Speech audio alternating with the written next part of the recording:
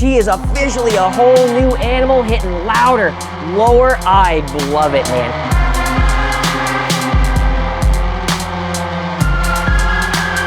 Hey, what's going on, you tubulous? EXO coming at you here inside the big old behemoth build. We all love us some bass, right? That's what this channel's all about. Car audio, home audio, big or small, we do not discriminate here. And since we got the 1218's build pretty much rolling smooth now, it's only getting louder from here on out. I feel like there's a weight lifted off my shoulders. So many new ideas are flowing in, and I think today we're gonna do something that I've been procrastinating on for way too long. We're about to take the bass from in the streets into the sheets. Well, no, I'm just being funny. Whether it's in your bedroom or your living room, home audio is what I'm getting at, man. I love it almost just as much as I love car audio. Well, almost as much. So today we're gonna do something I've been putting off for way too long, upgrading some new subwoofers in the good old Sonopraxis towers. So here we are with the stars of the show, my massive 3-way speaker towers. There's another one on the right just like it for 2-channel stereo. And these things rip, man. Even with the existing subs, it is a terror in this living room. We actually have the full build video, DIY style, fully ready to watch on YouTube. We originally started with some cheapo $1 or $2 speakers for the mids, upgraded them to the Dayton Designer Series, and now, I knew it was only a matter of time before I did the same dang things to the subs. There's really only a couple things I don't like about how they sound. I almost just choked right there, sorry. But we'll go through that one by one on video, and by the end of today, we should be sounding a heck of a lot better.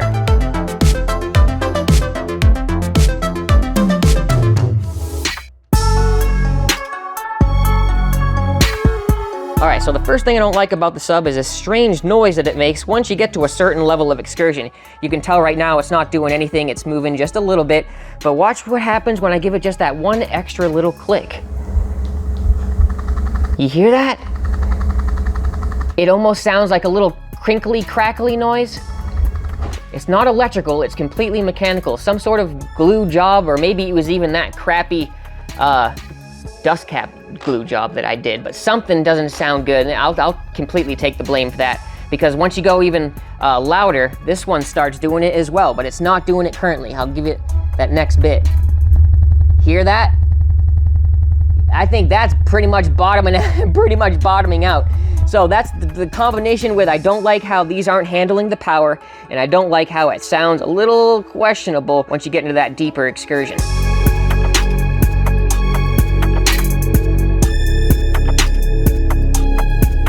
The second thing I don't like is simply just how this dang thing looks. Not to mention the fact that the texture itself really lends itself to collecting a lot of dust. It's pretty much a non-winning situation. It just never stops. You gotta come out and clean it constantly.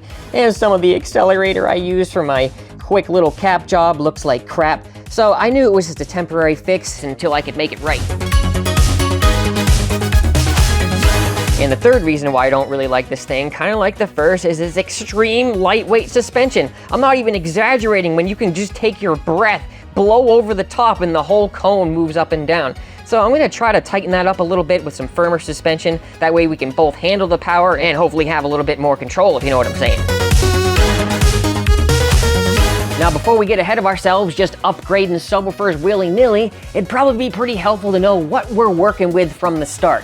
So that's why I'm gonna use an SPL meter and do 2 different readings. First, at the port in incremental frequencies, probably from 15 to 50, and then do the same thing in the corner of the room about 20 feet away and see what the difference is between going from these 12-inch no-name brands from Parts Express like 10 years ago to the new fancy Dayton Audio Reference Series 10s. Yes, I said it. We're going from 12s to 10s. And you may be curious why or even how we're gonna retrofit them into these cabinets with bigger holes. So definitely stick around as we head out to the garage here in a little bit. But until then, let's go ahead and do that bass test just to see what we're working with before we start.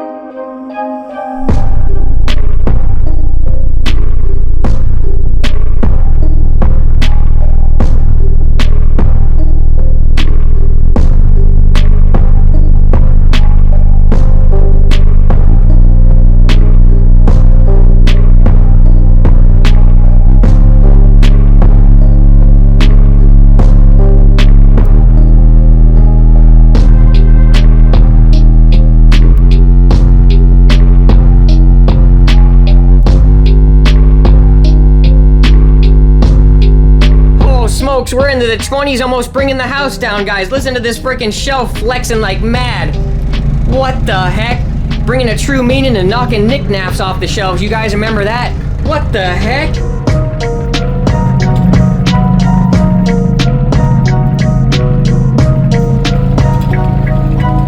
So as you can see with those quick base tests, it's putting out some decent numbers across the board, even though it may not seem like it to some people coming into this. 130 dB, what the heck? Your van's like 17,000 times louder. But you gotta remember, this is home audio. It's all about sound quality. How you get there is very, very important. So I'm gonna chalk these up to an A+ job. They did just the trick for how long that I had them, years and years of playing it. But I think it's about time to just retire them, get the next generation flowing even better.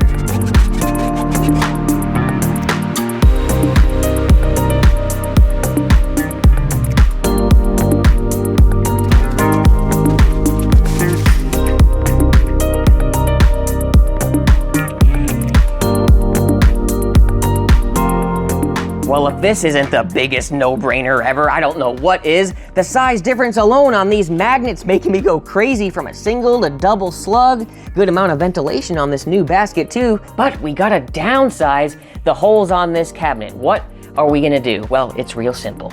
Trim rings, guys, with the same bolt pattern as the old subwoofer. You won't even notice it when we plug these holes. We'll be able to retrofit it with these big boys. Well, they're technically smaller, but infamous for favoring smaller enclosures. So I think we're gonna be able to eke out a little more lows, if you know what I'm saying. Let's go whip up some rings.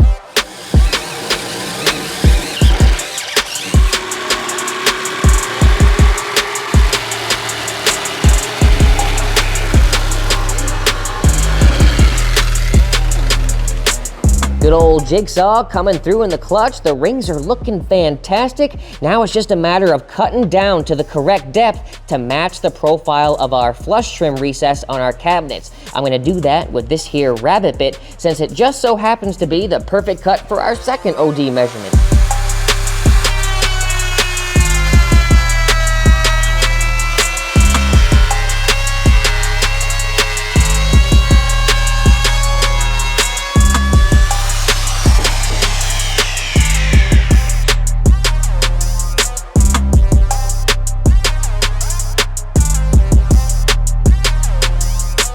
All right, fast forward, some stacking and some gluing, and we've got these two laminated together, the bottom ring and the top ring mated nice and securely. Now it's a matter of finishing it up with some paint. We don't want this to stick out too much of an eyesore on the sides. It's only got about this much exposure on the lip, so a little bit of Rusto Trusto will do just the trick. We're gonna use this simple stuff. I'm not gonna try to make it complex.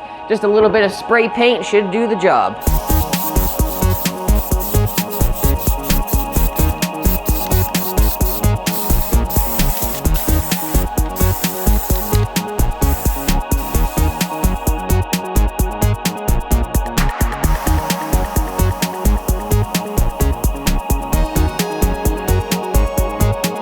Yeah, that looks pretty good if you ask me. Got a couple coats on there with that Rusto gloss shining in the reflections. Now it's just a matter of matching up the holes so we don't have freaking 16 of them looking like Swiss cheese in our cabinets. So I'm gonna match up this quickly on the edges, just let it rest nice and securely, and I'm gonna drill right through the holes that are already there.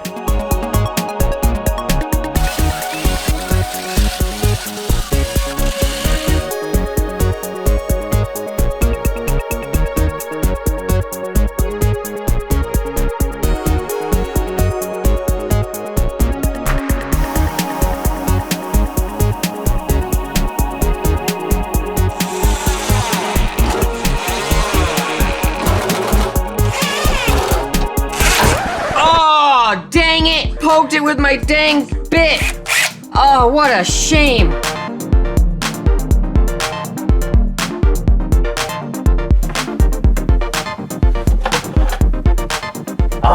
Yeah, that's looking real snazzy with that silver devil hardware looking all symmetrical. I'm just trying to match the mids since we used those a while back. So now let's get the subwoofers installed. We just gotta wire the voice coils. We have dual voice coils this time, dual 4s. So I'm gonna wire them in parallel at the subwoofers themselves. And then I have a little series jumper that we can use for the terminals in the back.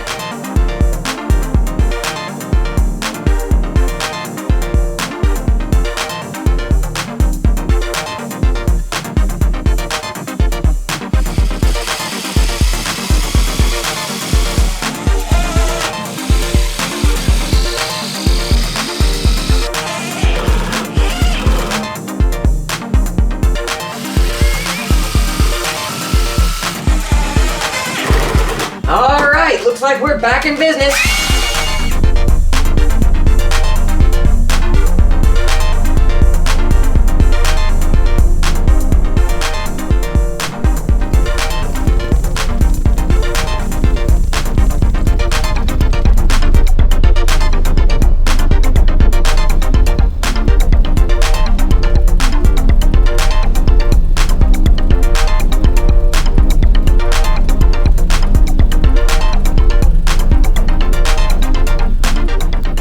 Dude, I gotta turn this down. It's so much louder and deeper. These paintings on the wall and the shelf from before, just watch. I'm not even exaggerating. It's crazy.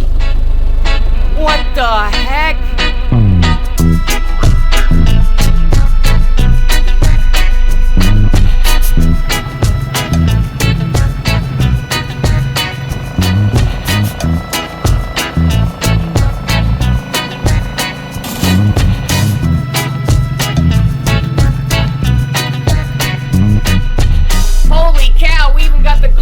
Earthquaking. Woo!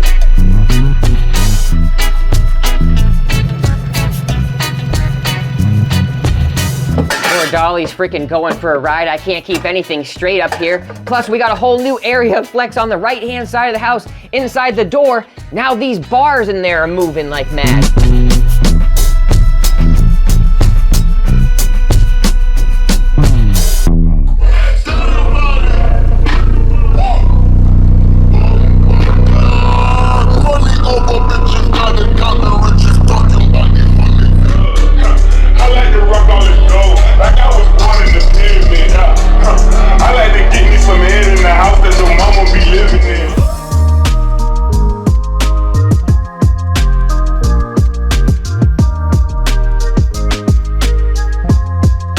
Holy absolute crap, if there ever was such a thing as too much bass for a space.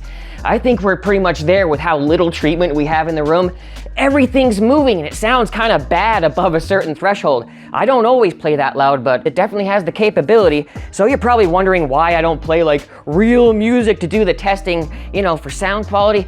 Well, I would if I didn't always get in trouble with doing the latest and the greatest, you know, so I just go ahead and play the stuff I have on my YouTube channel that I know at least has a little bit of vocals. Now it's time to test just how much louder we got from last time. We're gonna do the same format, everything in the same spot. I don't know what it is about this corner of the room, but it's just a hot spot for bass and it gets so loud right down in that little spot. Let's see what she does now.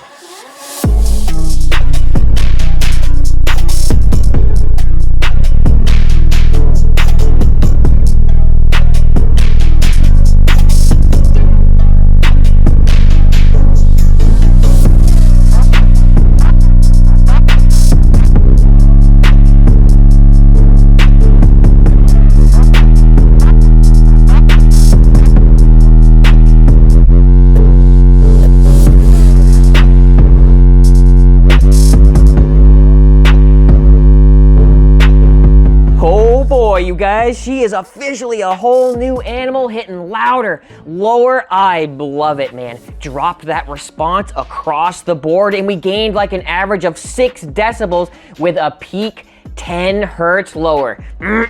Although something strange happened around 45 to 50, where with even more SPL at the port, the room started tanking, I guess. Either I flubbed on the volume or there's a random node slapping me in the face. But then why wouldn't it be as pronounced as before? Could it be the freaking 12s?